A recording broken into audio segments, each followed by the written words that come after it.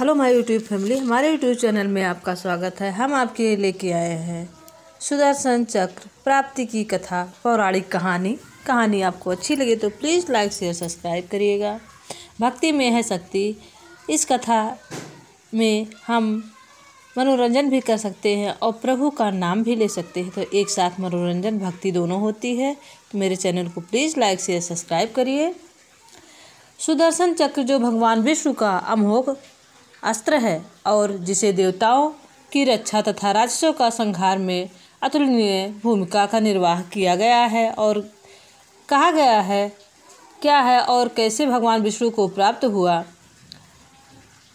और क्या करता है, यह कैसे विष्णु भगवान को प्राप्त हुआ, इसकी कथा इस प्रकार है। प्राचीन काल में वेदांग में पारंगत एक गृहस्थ ब्राह्मण थे जिनका नाम था वीतमन्यु। उनकी पवित्रा एवं गुणशील सदाचार युक्ता पत्नी थी आत्रेयी, जो धर्मशील के नाम से प्रसिद्ध थी। उन दाम्पत्य के पुत्र का नाम था उपमन्यु। वह ब्राह्मण परिवार दैत्यता से इस प्रकार जर्जरित थे कि धर्मशीला अपने पुत्र को दूध भी नहीं दे सकती थी। उस बालक को दूध का स्वाद ही नहीं पता था। धर्मशीला उसे चावल का धोवन का दूध कहकर उसे पिलाती थी। एक दिन ऋषि वीतमन्यु अपने पुत्र के साथ कहीं प्रीति भोज में गए। वहाँ उन्होंने उस तपस्वी बालक उपमन्यु ने दूध से बनी खीर का भोजन किया। तब उसे दूध का स्वाद पता चला। घर आकर उसने माँ से कहा, मैं ये चावल का धोवन नहीं पीऊँगा, मुझे दूध चाहिए। दूध पाने के लिए हट पर अड़े बालक ने उनकी माँ धर्मशीला से आंसुओं से भरी आँखों से उसे देखते हुए कहा, पुत्र, यदि तुम दूध को क्या उससे भी अधिक पुष्टिकारक तथा स्वादयुक्त पेय पीना चाहते हो तो विरूपाक्ष महादेव की सेवा करो। उसकी कृपा से दूध को कौन कहे अमृत भी प्राप्त कर सकते हो। उपमन्यु अपनी माँ से पूछा, माता, आप जिन विरूपाक्ष भगवान की सेवा पूजा करने को कह रही हैं वे कौन हैं? धर्मशीला ने विरूपाक्ष भगवान की कथा कहते हुए अपने पुत्र को बताया कि प्राचीन काल में श्रीदामा नाम के विख्यात एक महान असुर राज था। उसके सारे संसार को अपने अधीन करके लक्ष्मी जी को भी अपने वश में कर लिया।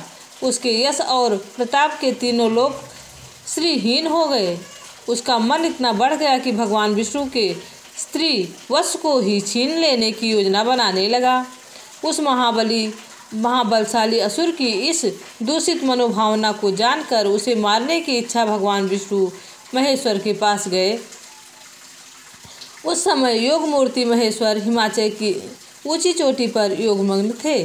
तब भगवान विष्णु जगन्नाथ के पास जाकर 1000 वर्ष तक पैर के अंगूठे पर खड़े हो रहकर परम ब्रह्मा जी की उपासना करते रहे। भगवान विष्णु की इस कठोर साधना से प्रसन्न होकर भगवान शिव ने उन्हें सुदर्शन चक्र प्रदान किया।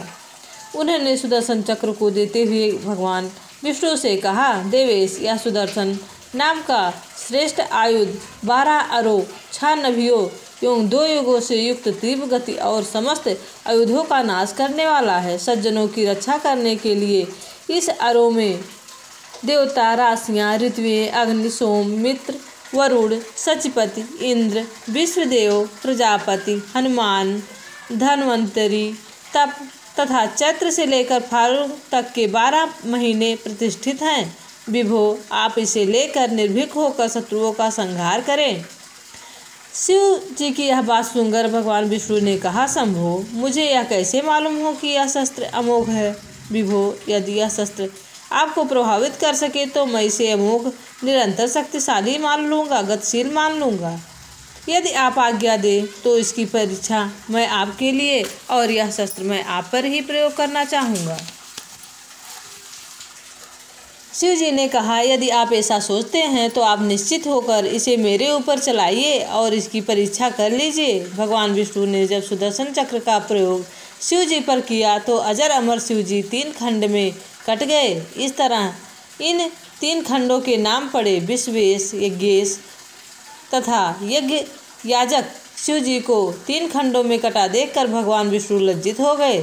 वे 2 बार सदाशिव को प्रणाम करने लगे। भगवान विष्णु की यह दशा देखकर सदाशिव बोले, महाबाहो, चक्र की नेवि द्वारा मेरा यह प्रगित विहार ही काटा गया है। मैं और मेरा स्वभाव तो क्षत नहीं हुआ है, यह तो सर्वथा अच्छेद्य है तथा अद्याहा है। इसी केशव आज से मेरा एक अंश हृदयाक्ष, दूसरा सुवर्णाक्ष और तीसरा विरूपाक्ष के नाम से जाना जाएगा। ये मेरे तीनों अंश आराधना से महान पुरुष प्रदान करने वाले होंगे। विभो, आप उसे और उस असुर का वध कर डालें। तब भगवान विष्णु ने उस सुदर्शन चक्र से श्रीदामा को युद्ध में परास्त करके मार डाला। यह सुनकर वीतमन्यु के बलवान और तेजस्वी पुत्र उपमन्यु ने भगवान श्री शिव के एक रूप विरूपाक्ष की उपासना करके अपना अभिष्ट प्राप्त किया।